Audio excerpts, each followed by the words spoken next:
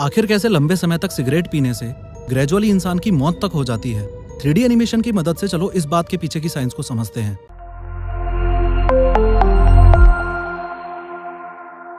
This video is sponsored by master 3D with professor.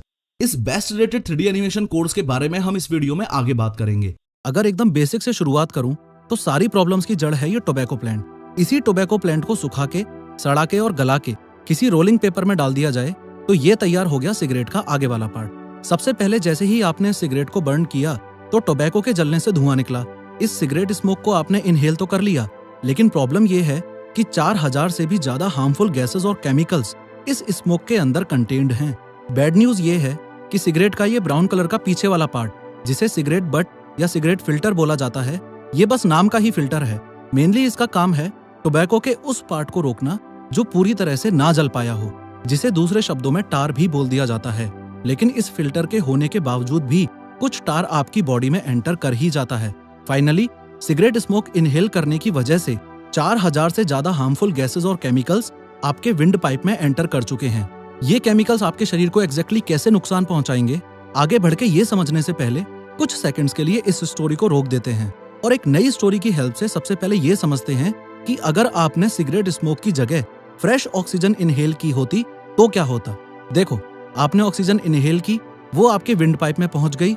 ये दोनों हमारे लंग्स हैं और लंग्स तक पहुंचते पहुंचते आगे बढ़ के ये विंड पाइप इन 2 ब्रांचेस में डिवाइडेड है, जिन्हें ब्रोंकाई बोला जाता है।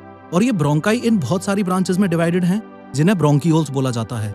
फर्दर इन ब्रोंकियोल्स के भी एंड में है ये एल्वियोलाई। अब ध्यान से समझना, ये सिलेंड्रिकल पाइप्स जो आप देख रहे हो, ये ब्लड स्ट्रीम है।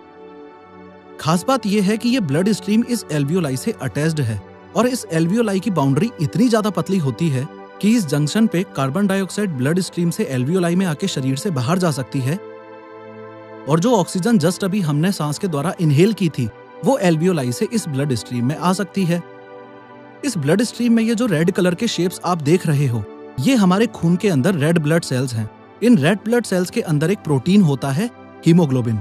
ये ऑक्सीजन एल्वियोलाई से ब्लड स्ट्रीम में आके इस हीमोग्लोबिन से बाइंड हो जाती है और फर्दर जैसे जैसे ये ब्लड हमारे पूरे शरीर में सर्कुलेट होगा, इसके साथ साथ ये ऑक्सीजन भी पूरे शरीर में सर्कुलेट होगी। फॉर एग्जाम्पल, लंग्स से ऑक्सीजन निकली और पैरों में चली गई, हाथों में चली गई, ब्रेन में चली गई, एक्सेट्रा एक्सेट्रा। अब हम वापस अपनी सिगरेट वाली स्टोरी पे आ जाते हैं।